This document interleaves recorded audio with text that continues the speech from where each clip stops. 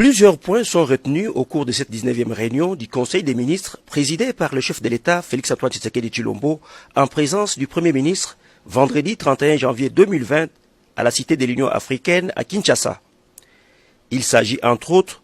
de la communication du président de la République sur certaines questions d'actualité, de points d'information sur l'État et l'administration du territoire national par le vice-premier ministre, ministre de l'Intérieur, et sur la situation sécuritaire par le ministre de la Défense nationale, ainsi que l'approbation d'un relevé des décisions prises lors de la 18e réunion du Conseil des ministres du vendredi 24 janvier 2020. Les dossiers relatifs notamment à l'étude des faisabilités sur la mise en place d'un système national de l'identification digitale,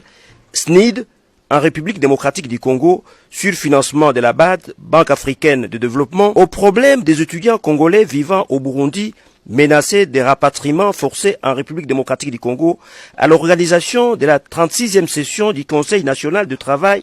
et à la situation de l'immeuble Les Royales à Kinshasa, ont été également débattus. Autre question évoquée, le projet de réhabilitation et de modernisation de la centrale hydroélectrique Inga 2, l'organisation d'un séminaire de renforcement de capacité des experts congolais du Centre national de télédétection CNT, du ministère de Mines et du Conseil de sécurité CNS, ainsi que les plaidoyers sur les besoins et priorités humanitaires de la RDC à la réunion des États membres des Nations Unies, prévue à Genève en Suisse du 2 au 3 mars prochain. Le développement de tous ces points à l'ordre du jour de la 19e réunion du Conseil des ministres sera fait par les ministres de la Communication et Médias, porte-parole du gouvernement David Jolino Makelele.